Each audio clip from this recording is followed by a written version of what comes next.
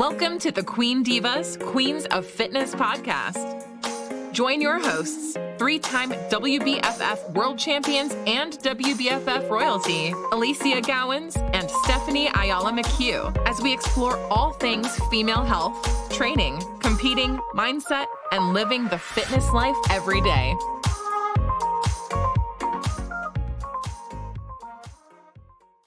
So incredibly excited to be back online again with my co-host and beautiful friend Stephanie Ayala for the Queen Divas Fitness podcast. Queens of Fitness. Hello. How are you guys? Through for episode 7. Can you believe it's episode 7 already? So good. And I'm super excited to talk about today's topic when we get there, because we're going to do a quick recap on what's been exciting, what's been happening last week, what we're grateful for, what we're focused on. But before we do, just a bit of a segue into what we will be discussing on the back end of what I'm noticing post-COVID and, generally happening every season as it does. Inevitably, more and more people wanting to become coaches and wanting to step into the online space. So we're going to talk a little bit about the do's, the don'ts, the pros and the cons, the tips that we have and advice we have, and, maybe sharing a little bit about what's worked for us. But before we do that, Steph, I know you've been crazily busy doing photo shoot after photo shoot. Tell us, is that the highlight of your last 2 weeks, or has there been some other stuff going on? You know what? The shoots were cool and all, but my highlight is actually spring is here. Okay. Spring is here. There's daylight savings that actually the time changed for me. I am so happy. My whole personality even changed. I feel like a different person. The sun is out later. Honestly, the sun sets later. So my day is longer. So for me, I've been in just a really good mood. And I don't know if anybody else can relate to this, but when the time changes, it's like your mood either goes down because the sun is setting so much earlier and you feel like you're supposed to be in bed sooner, versus when it's a longer day, obviously you get a little more juice and it's allowing you to, obviously see the sunset, not freaking be 6 p.m. and already dark, So now it's like later and I get to really actually enjoy the sun during my training session, since I do train in the middle of the day, and it was already dark and a lot of the times during these last few months. So that was kind of depressing. So now my mood, so much better. I feel like in a different headspace. And all the shoots have been like having me crazy busy. So I feel like that is one of the things that we will be talking on one of the upcoming topics, is like how to navigate, through these photo shoots and how to stay on course and, obviously stay on point as well. So, but that was one of the highlights, having our videographer in town for quite a while. It was a lot of shooting. It was kind of like jam-packed, and you can relate, it's really just work. It's work for us. A lot of people think the shoots are really like all fun. And I mean, they are, a lot of the shoots are fun, but it's a lot of work. They're like, there's parts of them that are fun, but I find, especially for me, if I've had a few leading into a show, I get to my show and the last thing I want to do is a shoot, because I'm like, oh my God, I'm exhausted, because it's tiring, and it's girls don't realize that. No, it's not. It's a lot of work. And then it's, it's getting everything right from, the weather to location to lighting to them, as you talk about navigating food and everything in the mix if you're in a prep. So we will talk about this, because we will do a later segment on personal brand, and this will be a big part of that. But and what about the thing that you're focusing on this week ahead now that photo shoots are done? Right. So videographer's out of town, I get to go back into routine. It's so funny. I was actually just thinking, I'm like, man, things when you host anybody or you have somebody in town, how kind of your whole schedule just gets out of whack, and, you're trying to make sure you're present and you're there. So a lot of my scheduling for my clients was kind of off. So now this week has just been kind of catch up back to back. But other than that, I mean, it is more structure, and we have a show in 2 weeks. We have Orlando coming up. So we are super pumped. We have a team that's looking fantastic going into obviously the first open season show for WBFF here in the States. It's the Orlando Pro-Am. And that's what's kept us super busy. So these next couple weeks are, all just peak week is coming up in a week. So you know how it goes. Everyone's anxious. We do. And we've actually got a few athletes in the Orlando show, so I'm pumped for that too. Awesome. Obviously, though, the years just look so different for us. And, it's sort of the placements of who's going where. And I think most of our team were a little, conscious of the fact that things might change. So a lot of them chose to actually wait till mid-year / end of the year. So we've got some okay sized teams, great athletes, but okay sized teams for the earlier shows mainly just because everyone was so tentative, right? And they just didn't want to have their hearts broken in the middle of a exactly, which I can understand. So Mm-hmm. I'm like, yeah, I'm going to support that decision as a coach. I'm not going to tell you that's not right. I believe that could be right for you. 100%. So we're like, we are preparing for the same shows, and we've got the Gold Coast show here turning out a massive crowd in the next 3-4 weeks. So we've literally going to be the same as you, Orlando, then Gold Coast, and then we've got a couple of people in Bahamas. But what we're really prepping forward to is like New Zealand, the July Sydney show, your Dallas show, Worlds, because they're like, that's where we start just going boom, massive numbers, which is great. Like, I'm so super excited, but I just love getting caught up in the vibe of everyone else's vibe and like being like, yeah, man, there's a stage happening soon. There's been so long, right? That's what it is. And I think the hype is exactly what keeps us. Yeah, that's where I'm at right now. I feel like I'm on a high because all this the team, they get anxious. They're freaking out. Girls are freaking messaging like, hey, 100%. What am I going to eat on peak week? I'm like, how am I going to know what you're going to eat on peak week? I don't even know what you're going to be doing. So we're a little bit the same. I've been looking forward to the same thing on that, and that's actually where our energy is 100% channeled. And I think for me, I'm a little bit like you when it comes to weather, but I'm feeling grateful for the sun because we have had, I don't know if you've seen, but a lot of Australians actually have massive flash flooding, and we've gone from being crazy fire threats to being like water dumped everywhere, can barely breathe. Like, we did not have a single day here. You guys would have seen our trip that we did to the Sundays where we were literally rained out. Well, it from February where we got rained out there, it has not stopped. We're almost at the end of March. It was our last step. Rain that whole time. Like, it's been fucking mental. So anyway, we're just getting some sun, and I'm looking forward to a beautiful weekend at the beach. Actually, it's gonna be so nice. So you guys are going into fall right now, right? Or winter? Yeah, we're starting to come into it. Yeah, we're starting to it. So we have tropical wet seasons. So we actually have our wet season sort of, well, particularly in Queensland, and because you were here for part of it a couple of years ago, it's like humid as shit, moisture, like that. Like, there's no. It's tropical. Down your core temperature because you can't evaporate because the air around you is hotter than your skin. It's humid. Your skin can't actually release the heat, so you just stay hot. It's horrible. But anyway, so we're like that. Plus then potential downpours of rain for about 2 months, like between sort of like January and February. We're like that. That's out. So anyone listening to this, it will eventually get to Australia when COVID's no longer a bloody thing, people. Don't come in those months because it's not great. Like, literally December, Jan, Feb is like a moist, messy, wet, horrible, hot sauna environment. It's like a sauna. It actually is. But hey, the beaches are great, so maybe worth it. So it's beautiful. Yeah, it is. So on that note, I guess, and we're talking about shows and where we're going, the things we're focused on, and what we're going to start seeing is a lot more of it too. People coming into this journey and experiencing, health and fitness, and then looking at the process and going, how crazy this would be to kick back and make a living out of this, right? And I'm all for people that, are genuinely advocates for changing life, creating, a footprint of, better wellness on the world. I'm all for it.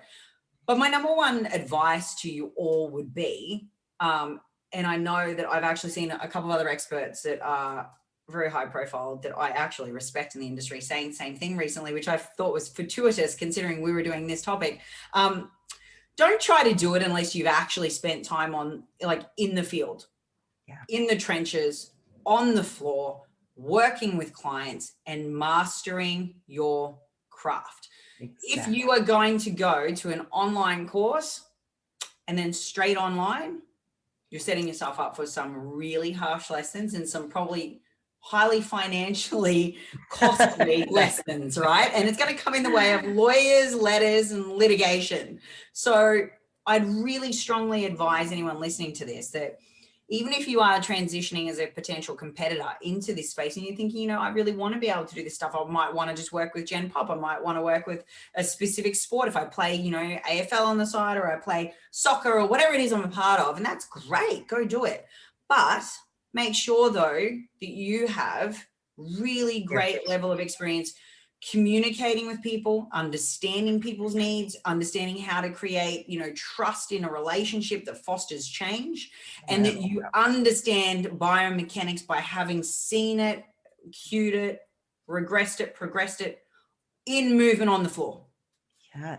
And to add to that, Ali, I think a lot of people, like, they maybe have experienced just maybe a prep or maybe a transformation, and they undergo, just the concept of falling in love with the process, and they just want to do the same thing. And for others, there is good and bad to that, just because then they have the not experience, like you said, hands-on with someone experiencing their background. But at the same time, it's like you're setting yourself for failure because you're only learning from the book. There's so much beyond the book. And you know that. It comes all from hands-on, one-on-one, knowing exactly what they're going through, meaning you've undergone it in different formats, not just one style, not just your competition prep. Doesn't mean that you just did that one transformation and you did one style. There's not just one way to skin a cat. There's so many ways to train. So you have to have so many methodologies to be able to even implement for this individual. How do you do that if you don't have that experience and background, right? So 100% agree. Exactly. So how long ago, Ellie, just talking even about your background, like, oh my God. So all of my preliminary qualifications and stuff that I did started 20 years ago. And then I've obviously continued to, education wise, grow and expand that. But I've been coaching people for the last 16, 17 years and full-time for the last 9. But I spent, it was like 10, nearly 12 years on the floor before I went offline. Hands-on, nothing beats it. Like literally when Christos and I went back into and we bought the big box 5-6 years ago, I was back on the floor. I was managing a team of 20 PTs, mentoring another 8. And then I was physically on the floor still from I'd get there 4:30 in the morning. I'd be on the floor with clients at 5. I wouldn't leave the floor until like 9 o'clock at night. That's the gym life, people. That is the gym life. Yep. What you're doing, right? Like, and don't get me wrong, there are parts of it I still miss sometimes from time to time now. And there will be, the odd client I'll see and we'll just go through, just really look at patterns of movement and, assessing whether or not something needs to be regressed in their current lifting structure. But I can tell you now, like, I know for a fact that when I get a check-in, I'm capable of looking at a check-in and looking at someone's photo and going, oh, darling, have you realized your hips got a little bit of rotation here? Or are you noticing that? Tell me in your lifts, are you experiencing this and this? Are we having any issues at the moment with depth or range in squat? Okay, because I'm noticing these things in your image, in your photo, right? Can you send me a video of that pattern in your last couple of reps, in your last set, the next time you've got it? And then we're discussing it and analyzing it, right? Absolutely. But if I hadn't have done my floor time, I would not know that. I would not be able to pick up on that. I would miss cues. I would misread situations, or I would literally just expect them to go be textbook, but no one body is textbook positioned. This is the other thing, right? You need to be able to modify an angle or an exercise to meet someone's customizing gait or hip or, just physical capacity in a joint even, right? Yeah. So these are things you don't learn sitting from a screen to another screen, right? And you can't learn it from just the book. Like, the book will tell you this is just a cookie cutter way. And it's not that it's a cookie cutter way. I mean, it's science, but science has to be applied. Like, you cannot just say this is what works and without having the result. And results driven is what I'm way more coaching. My coaching basis is off of is results. So if something works for an individual, of course, we're going to continue trying to go with that methodology. But if it doesn't, as well, we have so many options, so many other ways, and really distinguishing those little small things like imbalances, right? Or video work, and all of that really comes back to you training, in person. So how would someone transition from the floor into online training? I think that's like a number one question I get a lot. If you are like legitimately brand new to it, right? I would just suggest this, know that you're going to go study it, and then go find somewhere where you can be, while you're studying, getting hands-on experience on the floor too. And that then gives you, feathers in your cap. It starts teaching you practical application context of the application of certain, principles, methodologies, protocols, right? Now, the other thing, for me is that I look at it and go, first things first, if you're completely new to it, if you're not even like an on-the-floor trainer at the moment, because we have a lot of people listening to this that are, and they're wanting to transition, and I'm like, yeah, great. Right. I think that you should be bulletproofing your business and actually having the capacity to be online and in person. And both, exactly. But I think that if you're completely new to it, or you're just dabbling, if you're looking at like your coach and going, oh, they have such a great life, I want to go replicate that, because that's, face it, what we see all the time, which I find hilarious, because they have no idea. They don't see everything you do. Oh no, they think it's easy, Ali. They think we just hop on and I mean, I don't even know what holiday they think. in the Bahamas all year round, right? But my point being, I want you to get really clear on something. Why? What is your why? Why do you want to do it? Why are you looking at this and thinking, oh, that is something I think I want what she's having, like the Clairol hair ad. Well, you know what? That's fine. But why do you want it? What does it represent to you? Are you actually driven by the pursuit of helping others, or do you just literally not want to have to do a 9 to 5? Is it a dollar sign? Yeah. Is it a dollar sign reason? Right? Yeah. Guess what, people? You ain't going to be making that straight up. No, it blows my mind. Okay, I want to do what you do because you make money. I'm like, do you understand my business did not get built just from out of air? It had a base, it had a foundation. It takes a long time to scale up, right? And so I think that some people can only see that part, and they're not understanding it can take years to get to that, right? Oh, absolutely. So again, understand what's driving me to want to do that. And I mean, if you're a trainer already on the floor, it makes perfect sense to me, because what you're actually doing is being very smart, and post-COVID understanding you need to move with the times and have the capacity to do both, because as we've seen really quickly in 2020, shit can go sideways real fast. You better be ready to be adaptable, right? All right. So yes, I strongly believe that all trainers should be looking to optimize their existing structure with an online strategy. 100% they need to. For people that are brand new in this, don't think you can just go and replicate what that trainer coming from a floor of 10 years, maybe more, maybe a half a dozen years, doesn't matter. Yeah. They're going to be transitioning with all this experience and all these skills and all this, human capacity, all this communication and interpersonal relationship and negotiation and cognitive behavioral change skills. They're going to take that and now try to translate it onto an online. So again, just respect you going straight into some sort of cert and then thinking you can jump straight online. You're crazy, but you're also up against people that have all this here already. I would strongly suggest go and learn some of this, and then be more powerful when you do transition online, and then run the transition together, right? For the people though that are coming from a floor into the online space, this is also relevant. Think again, what is my why? Well, for a lot of you, it'll be recession-proofing your business. It'll also be about expanding the business, but in a different way. And it'll be about creating less use of pure time for dollar sign, right? Which is great, multiplier effect. You still need to be very clear about the why, the who you are in the market, the what it is that you do, and the how it is that you want to be perceived, right? Exactly. Because then that lets you go, well, cover these questions off. This is now the brand and what I'm doing and where I'm going to sit, right?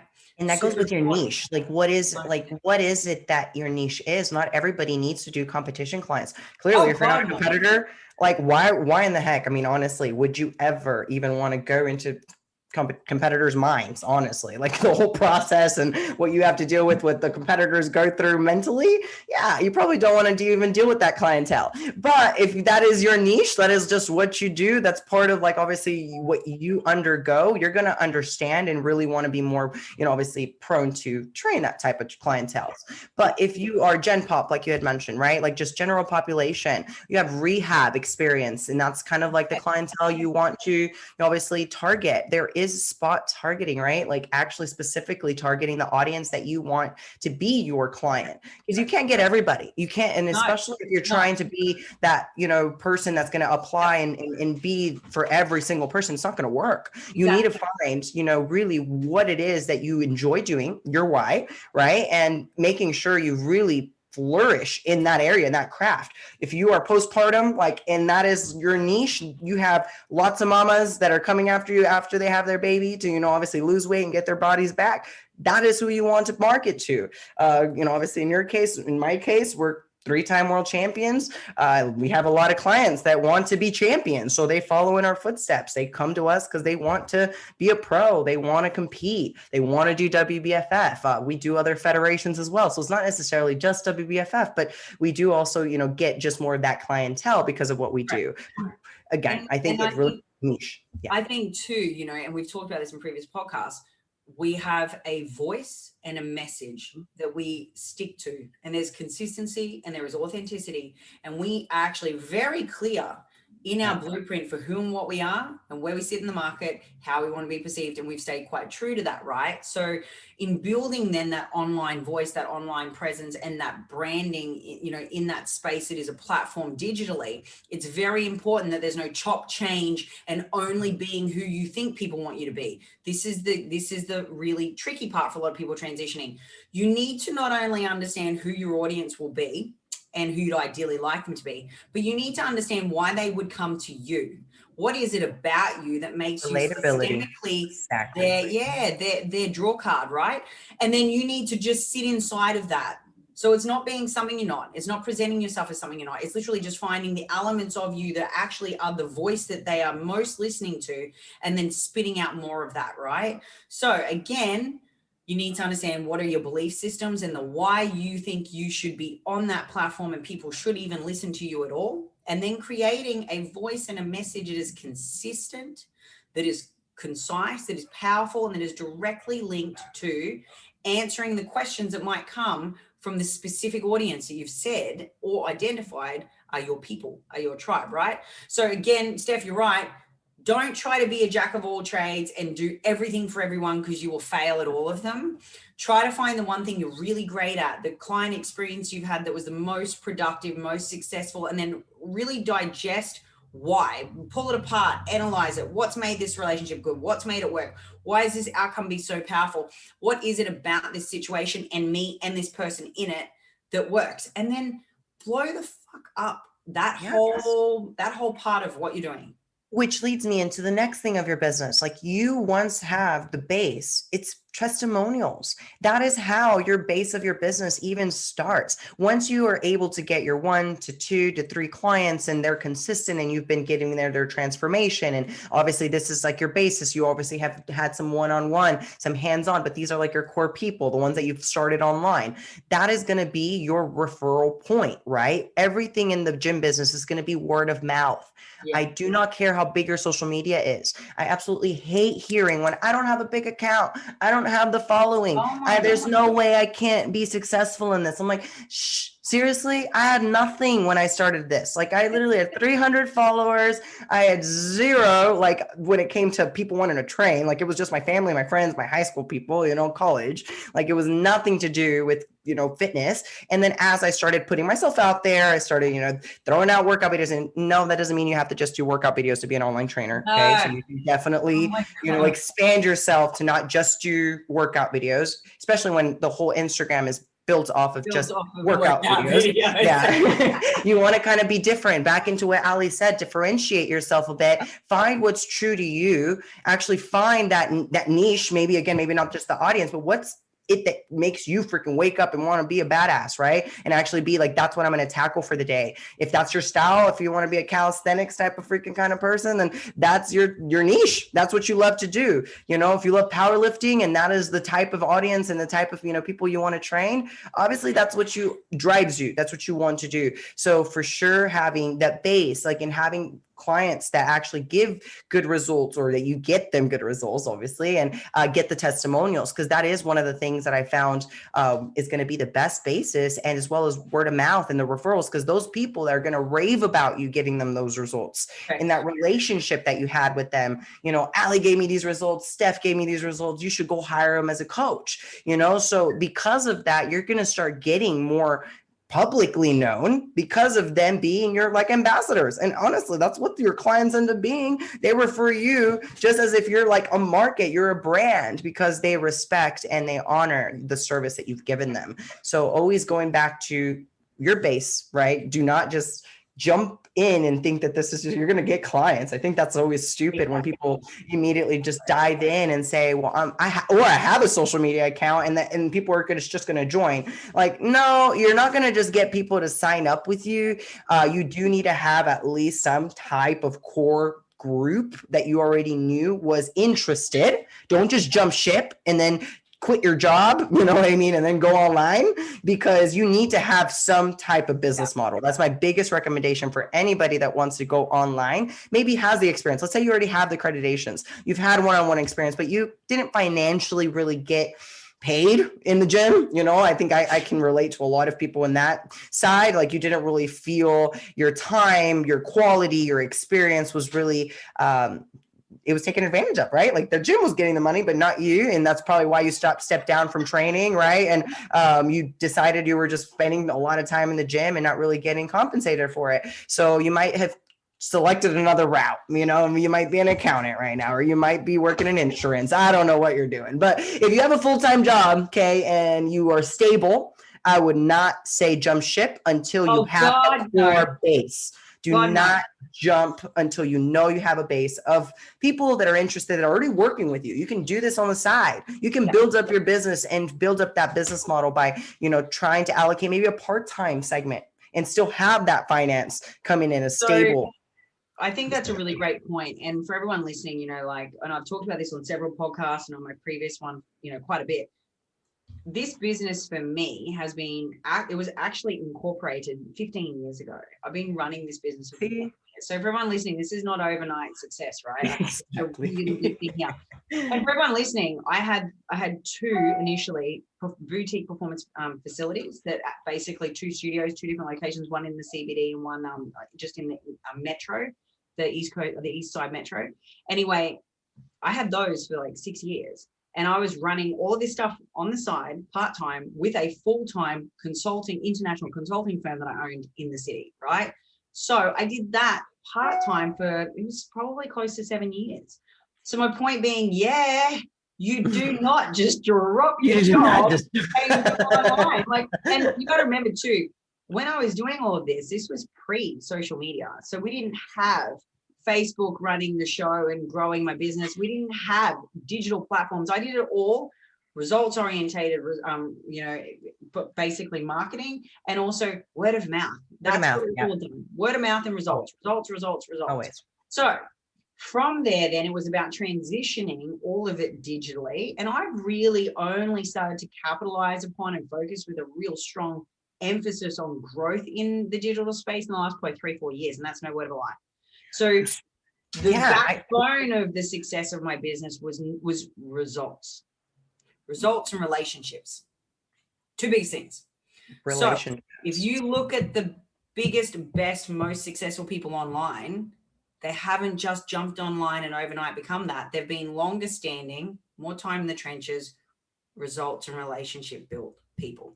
So please take that away. Listening to this, take that away. Think, how can I really hone and develop those things within my business and then translate that online? Because if you can do that, I promise you success. You'll have success. Oh, absolutely. And especially you'll know if this is for you. I think some people get so motivated to want to be a trainer, right? And then they realize, and they're like, I want to train. And then they see exactly what they have to actually do. And the people, okay, when you start training, you learn people. I think people don't realize as a trainer, a coach, you are a counselor as well. Okay. You're also a life coach. Even though if you're not qualified for this, it's going to come your way and you're going to get everything they did in the past and what they plan or what they did, so it's more about really learning people at the same time. When you said relationships, you nailed it, because coaching is way more than just telling you what to do. It's way more than, even just showing you an exercise. It's having confidence for themselves, right? Gaining the confidence in the client, as well as building a relationship of respect. The respect comes from results. So they both went hand in hand. They do. Trust, right? So trust can really only be established when you're in a space that provides, opportunity for them to be vulnerable and open with you, and for you to give value back in a way that is received well. So you've got to be able to read the situation, read them, understand how to deliver that, how to cue and constructively feedback something to get a change in either behavior or performance that then gets them a result that makes them go, oh mate, she's great. She's for me, And so when you listen to that, it's like, okay, it's not just sending. Like I have with my macchiato at the beach with buns out because it's fucking sun's out, like all of them want to do. It's not like that. That's not how it's done. And you'll get so many clients that way for so much of a period of time, then they won't be with you long term. And there's a reason for that. So just remember, when you're looking perhaps left or right at people that you think you admire online, maybe just go a little deeper into, how you can set it up for yourself without doing it the wrong way or the short-term way, right? Don't automatically look at a huge following, think that's how it's got to be done to be successful. I guarantee you there are 100 ways you could do it and be more successful if it's truer to you and your belief system, your value system, your why, your brand, your message, your voice. Have your own voice in this space is all I would recommend, because that's what sets you apart. Don't go out and cookie cutter even your Instagram where you're saying the same shit as Mary Jane down the road and the other influencers got a blue tick. Like, who cares? Just find your message and stick true to it. Because then when you're having conversations with your clients, when you're talking about, check-in results, when you're giving feedback, when you're engaging with them in a way where you're trying to create that, elicit that space of trust where stuff is a two-way street, to, fro, and we're creating change. It's only going to happen if the voice they hear is the same voice they're seeing online. If there's a disconnect and incongruence, they will not have trust in you. And that comes also when you see your everyday life. You are the role model. You are the leader. No matter what you do, you have to remember, like, what you live is what your clients see, and how you do everything is how they're going to perceive it should be done. And I think that is actually really powerful with the social media thing, because people just swear that you have to have a big following and that you have to buy all these fake followers to be able to freaking be the next freaking it person and, get endorsed. When in reality, all these companies have totally caught on with, fake following. So I really highly recommend anybody to not do that and don't go down that route. The only pro, and I'll be honest, the only pro side, or I guess upside to that, when you do get to a certain amount, which is like 10,000 followers, you get to do swipe up for your business, but that's it. Like, that's like your only benefit that you would ever even get once you get to that mark. You do not need to focus yourself on having this X amount of numbers for your audience when they're most likely not even going to buy from you. Okay. So you want a true core audience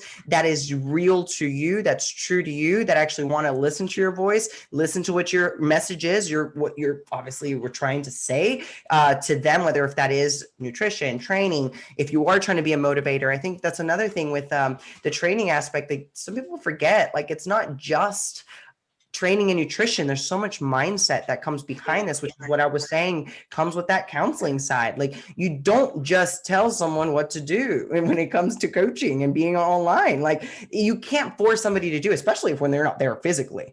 You do have to have a really good relationship and a way to be able to lead. So definitely having some experience is what gives you that confidence of knowing. So best tip was getting on the floor. And I think too, you just hit the nail on the head, because the next thing that I would probably discuss and talk about the importance of is actually understanding and scheduling your week and your time really effectively. Because just because it's online doesn't mean that, there needs to be no structure to what you do, because it really does. There needs to be very, clear boundaries set on what time is allocated for what in your week. Where are you doing what point are you having an interaction with a client? Is it an online FaceTime call? Is it a digital check-in feedback system? Is it, queuing and reviewing, videos might be being set on form? Is it educational related data that you're providing to them in a group or a forum? Is it an external education piece that you're doing? How are you managing your social media? Where is your schedule system for all of that? How's that fitting into your week? You need to have a blueprint for the entire week and the month ahead every single week, so that you know exactly what time is being spent where, right? You will fine tune this. It will evolve. It is a fluid document like any plan. The plan is there to set you up for an element of direction and success, but it will not prevent things from going sideways. Sometimes that's inevitable, especially in the coaching space. And it's about being able to have a plan and be fluid within it, right? So you need to understand your belief system, your value system, your why. You need to be very clear about your voice, your message, your brand, who you are, how you're going to be perceived, and what you want the world to know you as and know you for, right? That is my first big key here. You need to have enough experience on the ground, in the trenches, and have experience working with other professional allied health people that are specialists in their respective fields that you will need to refer to. You are not in scope, and your qualification scope is limited in training. So you really need to have an understanding of this is outside my scope. I refer up and out, and you need those people. Guess what? You won't find them all online. You need to actually meet some people, know some people, you might find them, I'm sure, but exactly take the opportunity to learn from these people, seriously engage in them, invest in a coach yourself, invest in a business mentor, invest in the people that can actually continue to finesse and grow and challenge you in how you look at your business, how you work the systems, and how you reach and communicate with your audience, right? And That's that my means next not tip. copying another business, because it may not work for you. Like what you end up doing as a business model may not work for me. So why would in the hell would I go and copy yours? And this is what clients will do. Like, and it's fine. You coach lots of clients. I coach lots of clients that are coaches themselves, and it's not okay to just try to emulate and do the same model, especially if they're taking just the same program and just retraining their clients thinking, oh, well, they got me results, so I'm just going to go ahead and, just do the same program for my clients, and yeah, all they're doing is your same program. So, I mean, do not train clients or your program. Your program may work for some, but maybe not for everybody else. So that doesn't make you a good trainer. Get in there, learn your shit, honestly, learn your stuff, get experience, and really be passionate about it. Don't look at this as a money sign thing. There is money in the online business world. I am not going to say that there's not money left on the table. There's so much business left out for everyone to, have a business online. And this is why I'm also suggesting that you be very uniquely you, because it is a saturated market. There is still heaps of scope. So I'm always quite supportive of anyone wanting to move into it, but I'm very honest about what I think, limitations might be. And also the fact that I think to service people the best without being a scary coach in the industry that is potentially going to hurt people, I think you need to have robust level of baseline experience and skills. And then you need continued professional development and ongoing learning. End of story. So whether that's in an active engagement, coaching, mentoring role, and where you're getting coached through different platforms and different methodologies and expanding, your repertoire, or whether or not you're ongoing addition to postgraduate qualifications and study like I've chosen to do. There are many pathways, right? But I just believe if you're one of the people that turn around and go, I'm going to tick this box, I'm going to do the basic bare minimum, and this basic certification is not for me, then you know what? Maybe stick to the floor in a gym. Maybe don't go online, because I don't necessarily believe that you're going to be able to, safely move people through a health and fitness journey, especially not when so much stuff is changing in the world, in science, in, far out, in the way people are approaching training now with the blend of home and gym. Like there's a lot more risks involved here. So I just think liability up the and then my last and final thing is insurance. Oh yeah, liability. People don't think of that.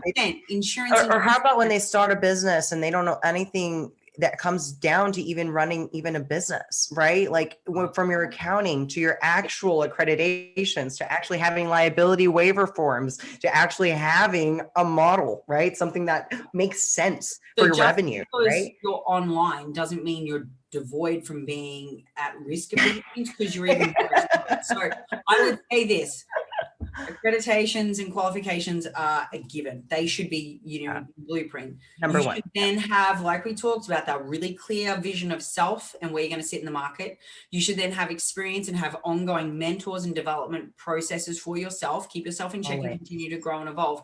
And then I think you need to have really robust commercial operating systems. So you need to make sure you've got a really quality accountant, financial planner, lawyer. You need to have someone that you can bounce strategy off of. You should be having a really good digital format with someone, whether it's a website being managed that's uploading your blogs and your educational stuff, or whether it is having a portal or an app-based model where then you've got all your client data inside there.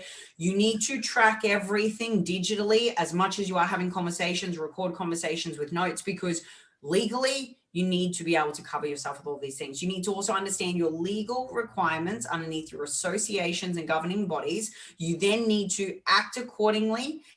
And I annually audit my work just to make sure I've got my I's dotted, my T's crossed. There is not a single thing in my client profiles that I've missed with regards to, doctors, if they've got a result or they've had an injury and I've had to have a clearance, or if I've had to refer them to a specialist. Blood work. And then the specialist has given me the advice, and they are the architect. I become the builder, and I'm fleshing out their plan. That's how it's got to roll. People. Yeah. So our advice at the moment is largely, don't go into this with a really, rainbow sunshines and lollipops way of looking at it. And, realistic and treat it like a business. Be commercially oriented. Treat it like a business. So for anybody motivated, inspired, and wants to, get themselves out there, has maybe already got their accreditations, just hasn't jumped, and hasn't really taken that first step. First step is always going to be create your website, please. Like your best thing to do to navigate for anybody to come and actually be interested and know who they're going to be working with is your website. And that is not meaning your Instagram. Your Instagram should link you to your website. Having some type of model is your best thing to start with. So definitely start creating a website, creating a social media presence, because social media is running the world right now. So having at least something that is guiding, obviously your audience to that website. That would be my best tip for anybody that is getting going, as well as word of mouth, referrals.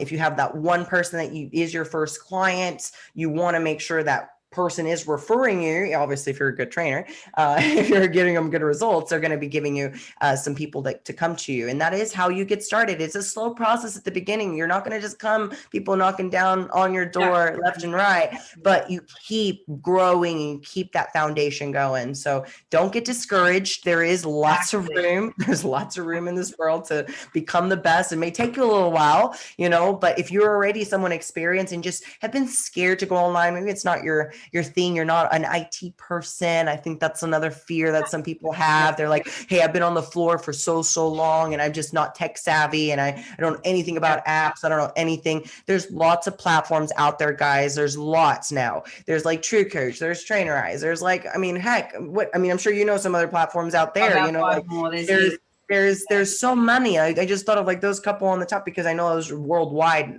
commonly used, but you could definitely have your in-person clients already start transitioning into that app or into an actual online trading style, so then that way you can navigate through that and get used to it, because it is about just trial and error with the systems. You may not like this one system, you may move on to the next. You don't want to have 100 clients, switching them over. So that's definitely not something you want to be doing from programming or system to system. So finding out maybe what online platform I do want to use to train my clients, which one suits me best, those are all best things to start looking at if you're interested or just want to transition into the online world. And you said it right, like be patient with the process, be patient. I think, really set it up well to start with. Don't rush into it. Even if it's setting it up over the course of, 6 months or a year in the background while you're doing something else full time, that's a great approach. Yep. If you're studying and doing work experience and building it up at the same time, great approach.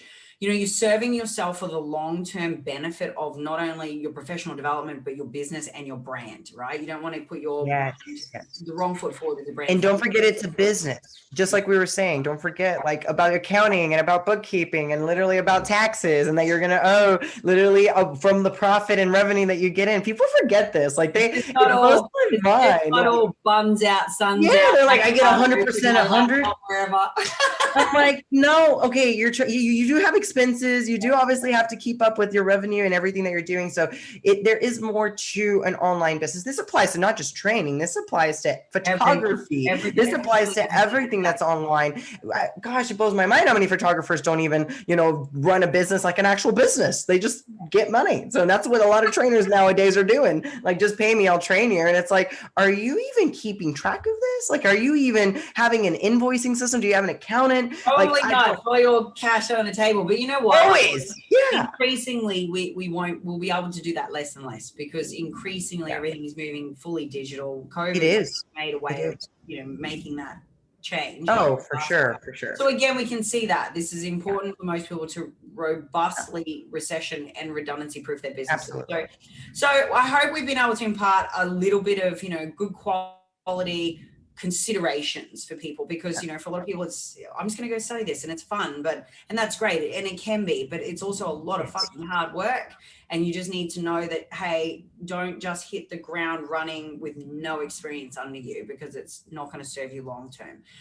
If you've got any other questions for us on any of these things, or maybe even just any of our own personal journeys, experiences that we could share, just message us. You can find us across all of the platforms. Please, as usual, we would love to see you leave, a review, a comment, a share. Share us with friends and family, anyone that you know of that might be going online that could benefit from this. And then reach out with anything you'd like to know from us. We'd love to hear from you all further on the kinds of topics and guests you'd love to have us have on. And we look forward to seeing you next time. Yes. Thanks, Steph. Thanks you. Love always talking to you guys. Have a wonderful rest of the day. See you then. Bye. Thanks for tuning in to another episode of the Queen Divas, Queens of Fitness podcast. Make sure you follow us on Instagram at Queen Divas Pod, on Twitter at Queen Divas 4, and follow our hosts on Instagram, Alicia at Alicia Gowans _WBFF Pro, and Steph at Stephanie Ayala 7. See you all next week.